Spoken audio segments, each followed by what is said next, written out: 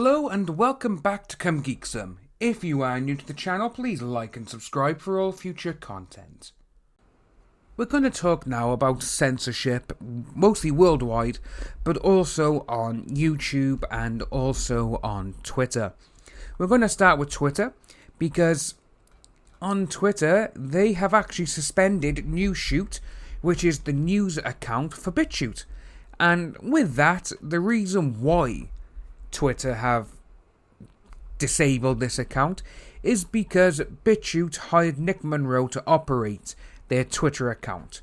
And the funny thing with all of this is Nick Monroe had his own personal Twitter account banned 5 years ago, and he was serving a permaban. But it just goes to show that Twitter, they like to operate on their own sort of thing, and if people violate the terms of service, they pick and choose. And it's a very, very delicate situation, this is. So BitChute, they hired Nick Monroe to operate their NewsShoot account on Twitter, which covered obviously all the topical content related to censorship and politics and all this. And obviously Monroe, he does contribute as well to One Angry Game. This I'm actually reading the article from. And he was previously permabanned from Twitter for ban evasion because they had banned another account 5 years ago. Well, now they're showing that you can't even operate secondary accounts which belong to other companies because of it, and that is absolutely nonsense. And we have got Carp Donktum. He has they've the ones who's actually reported on this, and their Twitter says Twitter has suspended NewsShoot owned and operated by BitChute. They did so because BitChute chose to use Nick Monroe as their page manager. Nick's private account was suspended. Twitter is now denying someone their right to a livelihood in the field of their choosing, which is exactly true. Perfect example is everything that's going on at the moment in the anime community. Twitter seems to be on the side of certain people who are openly harassing people on Twitter, and this is wrong. You shouldn't go out in there and do this to do with people. And obviously, Twitter must reverse its decision immediately. Brian and Ed Krasterson were banned from this platform, yet their website still maintains a presence on Twitter. So, two people who were banned, they're still allowed to operate their actual account, which is what their website is. So their company is still allowed to have a Twitter handle, but someone is not because they were banned. And again, it's just Twitter choosing who and what that they think is right, and basically who fits their own narrative. That's the problem. Again, the move by Twitter is a clear example of biased enforcement of their terms of service. The last time they denied a viable website, their digital account, was when they banned the official InfoWars account because of its owner, Alex Jones. Which, all of this, man, is just so bad. It is, and this is a perfect example right now. Joe Rogan, he actually said this a while ago. He had a couple of people on his podcast from Twitter, and they couldn't answer the questions because they haven't got any answers. They just think, basically, if they think different to the people who work behind Twitter, then they're going to get banned. If they don't think like Twitter, they're going to get banned. It's exactly what it's like. So Joe Rogan said, social media services need some kind of road to redemption. That it was seemingly implausible that murderers have more leeway to integrate and make it back into society before people are given a second chance at Twitter. Which is true, and it's absolutely wrong.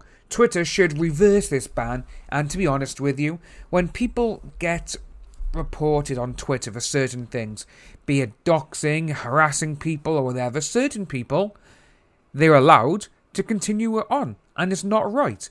But then you say one thing about them, or if you they like to be called they or them, and you called them a he, and they misgendered me, straight away Twitter you're banned. That's wrong. Twitter, again, all these people now, they're all trying to get in on the Social Justice Act, and it's not going to work. Everything is going to come crumbling down.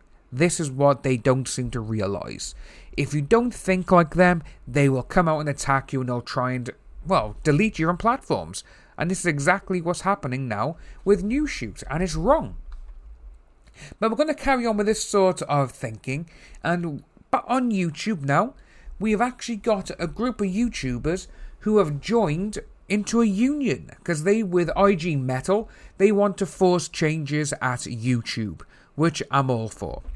Mostly because for the last week and a half, every single video I have put out, be it good, be it bad, be it whatever, no matter what, every single video has been limited. I have sent emails to Twitter, to their Twitter handlers, and they're not helpful. They just, you can always do a manual review. Yes, I know that, Karen, but I don't want to upload a video and automatically it gets limited. Perfect example, over the weekend, yesterday, my last video about Logan Paul doing, which I think a lot of people think is a good thing, the Challenger Games raising money for charity. And it became limited straight away. There's nothing bad in it. It's praising people and, it's saying people are doing all this work for charity. And YouTube go out of their way and they limit it straight away. To me, that shows that my channel is being targeted because of some of the content that I choose to talk about. And this video will probably get limited and, I don't blame, with this one I don't really care. But YouTubers now say they are joining a YouTubers union, and the union has teamed up with the German unionization organisation IG Metal. And what these people want is absolutely brilliant. They want the changes that implement that outlined over on Fairtube's website. I'll leave the link below. So there is 6 main principles that they want to orient in the campaign around. Okay, so they want YouTube to publish all criteria and categories for which videos are judged and selected for demonetization. This way, YouTubers know exactly what kind of content to avoid and what kind of content is allowed. That would be perfect. I would love to see that implemented because you can go through it. Right, I can't do this, I can't use this. Brilliant. They also want YouTube to explain exactly what part of the video violated their criteria and why it's being demonetized. They also want a human contact for the union to be able to contact that is qualified and authorized to explain and make decisions on behalf of YouTube that affects content creators.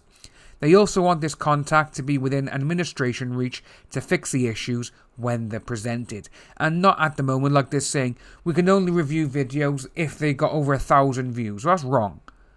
And if it has to be within 7 days, that's wrong. Because I know a lot of people who make videos and a lot of them get between 100 and 500,000 views in the first, some of them even in the first hour. PewDiePie, for example, he gets normally 400,000 views in the first 30 minutes. And his videos get demonetized because, just because. There's nothing bad about him. Even his Minecraft ones. He said about one of them was demonetized. And he's like, and he put in a review, and when the review was done, it was fine. You see, this is the problem. Because YouTube now, they don't really care about the normal creator, the everyday creator. They don't care about them anymore. They don't care about the people that built YouTube to where it is now.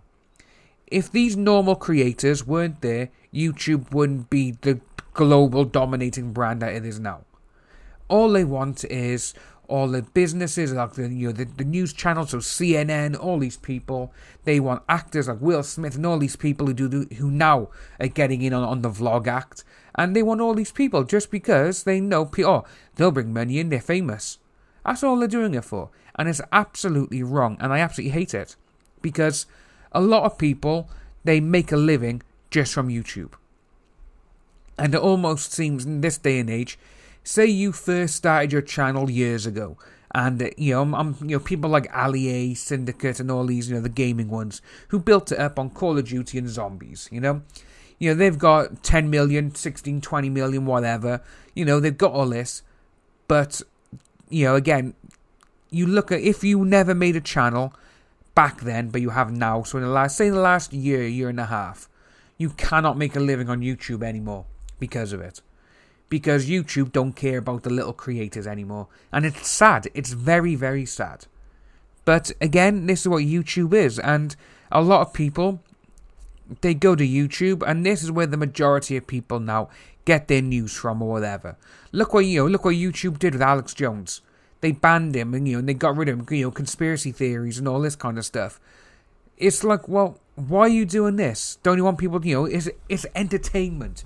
If people want to believe that, let them believe it. You're just censoring free speech, and it's wrong. Anyway, I'm going to leave the video by there, because I know this video is going to get demonetized. I'm not going to do anything about it. There's no point. But if you are new to the channel, please like and subscribe. Hit that notification bell for future news, maybe. And I'll see all you people soon.